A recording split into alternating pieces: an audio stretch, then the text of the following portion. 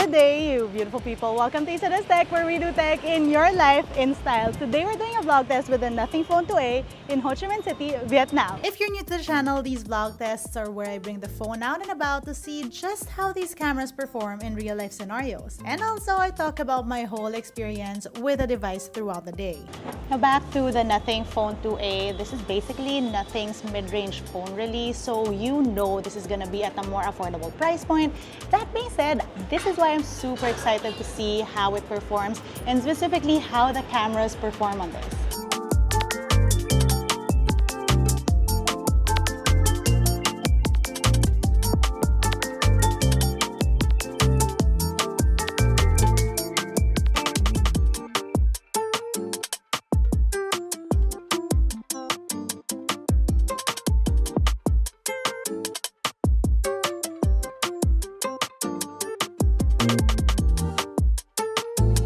I again am holding the mic up to my mouth because there's background music in this place, so I hope I don't get demonetized. But first off, you can see that Nothing phones, even the 2A, these phones have very specific looks to them.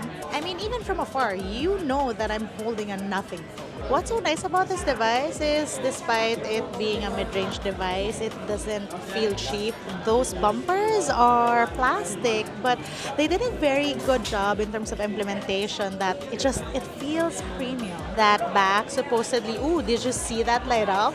It's a Glyph interface and the notifications. But yeah, that back, super nice. They talk about how the new back wraps around the back of this phone, and yeah, I really feel like it makes for such a good look. I also absolutely love the detail they have with the buttons on here. Look, again, made out of plastic, but looking and feeling pretty classy. Now I am traveling, so another thing about this phone though is that it has 2 SIM slots, but it has no eSIM. And I usually rely on eSIMs for data when traveling. I had to get a physical SIM for this. Time check, it's 12:45 and we are at 81%. I started at 10:30 a.m. today with 97%.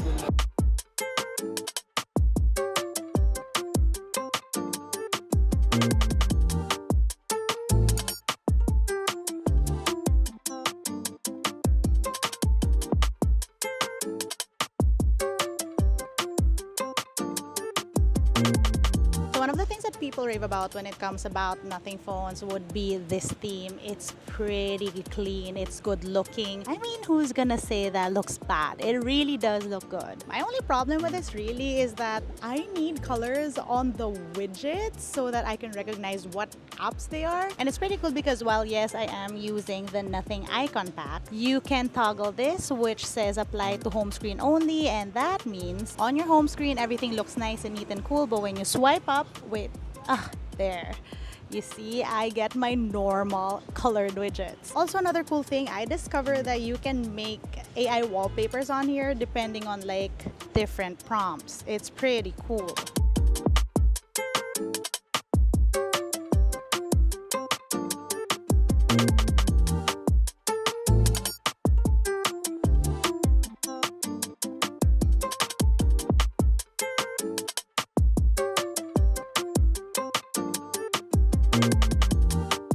Now in terms of camera, this phone has dual 50 megapixel cameras on the back, with the main shooter having OIS and DIS. To be honest, compared to flagships of today, you don't get a lot of range with these cameras, but I have to say the cameras that they do have are quite good. This is walking and talking 4K 30 FPS with the rear camera 1x. Can do 2x. This is what that looks like. 1x. There is an option for wide, but you have to stop the clip and then switch to wide on 4K 30 FPS. That is a 32 megapixel shooter in that punch hole right there. On selfie photo though, you can do a wider shot for your selfies. Front-facing camera right now, walking and talking, but this time around though, you don't have an option for 4K. Neither do you have the option to zoom in or out when shooting with this camera. And though this can't do 4K, it can do 1080p at 60 FPS this time. And that's what you're looking at. I also know that a lot of people are gonna be like, why are you showing us samples? Because you're not gonna be able to export all of these clips in 60 and 30 and 4K and 1080p. That's not the point. The point is I'm trying to show you how consistent the look of the videos are across different settings and resolutions.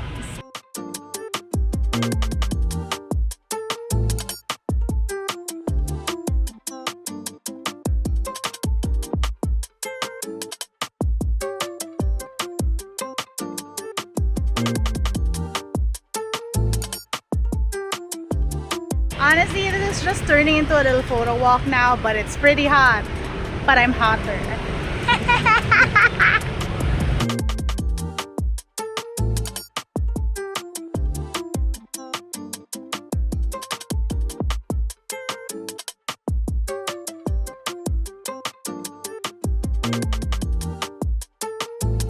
It's 2 p.m. and if you have watched my previous vlog test, you might think that this place looks familiar because this is our favorite Belgian brewery.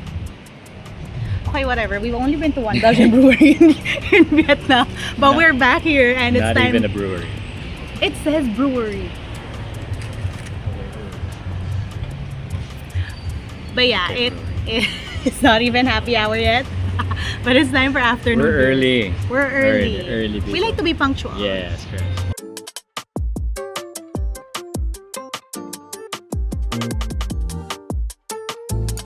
Holding up the camera so you know it. There is background music again. But anyway, back to these cameras, those two 50 megapixel shooters. It's not just that doing all the work.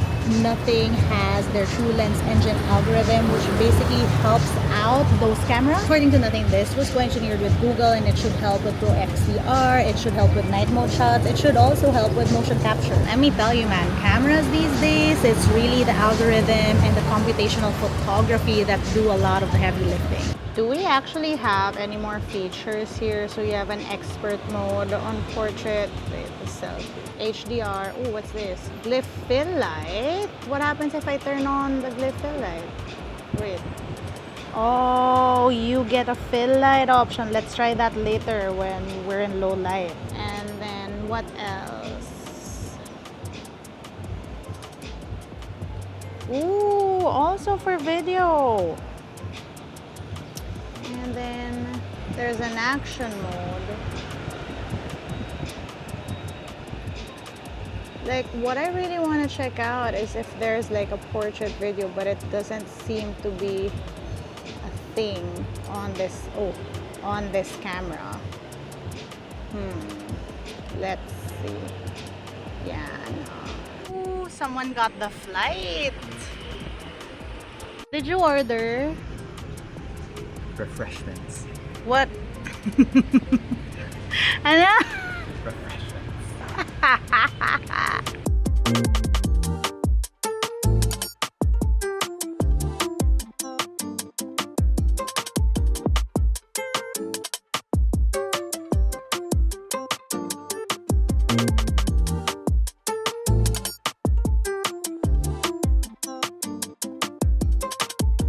Aside from looking cool, those Glyph lights are actually pretty functional, so you can do custom notifications, right? But then there's also that flip to Glyph feature, which means that when you flip your phone, it automatically switches all notifications to the Glyph notifications and it's silent. Basically a do not disturb type of setting, except you have Glyph notifications. You also have the Glyph timer, which allows you to use the Glyph lights as a timer. And then there is Glyph progress, which basically means there are third-party integrations that allow the Glyphs to work with certain apps. Right now, there are pretty limited apps, but can you imagine if like most apps integrate with a Glyph interface? That would be pretty cool. Time check, it's 3 p.m. and we are at 57%. In terms of usage, as you can see, it's basically a lot of camera and photos. I'm also getting 2 hours and 25 minutes of screen on time. Now this has a data sim. I've been vlogging with this. And just a little bit more info on the battery. This charges at 45 watts. It's feeling like this thing will last me throughout the day.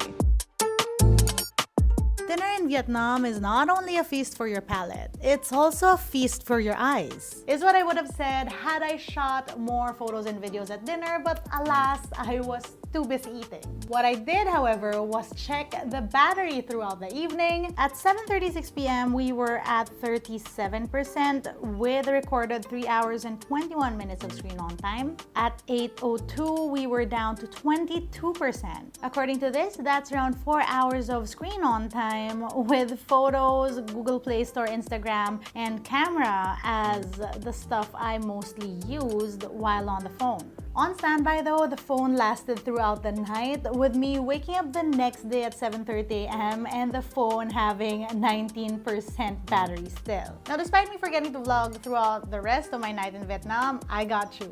I already shot some low-light footage the night before.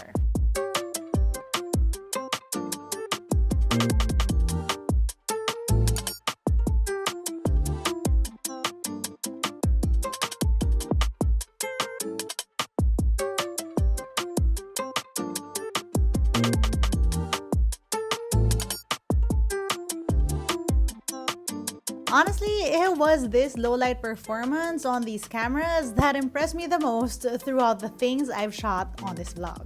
Earlier on in the vlog, we discovered that the Glyph lighting can also be used for taking photos and videos. And so I decided to try it out to see if there'd be any difference between shooting without it, shooting with a flash, and shooting with a Glyph lighting. As you can see, there is a marked difference between shooting with a Glyph lighting as fill light on versus just shooting with a phone versus without. We took it a step further, and here are samples without any fill light, with Glyph lighting as fill light, with the flash as fill light, and also with a burst flash. Obviously, the two flash modes don't really look like there's any difference. So this is sample video of, well, no fill light, no Glyph light, no anything.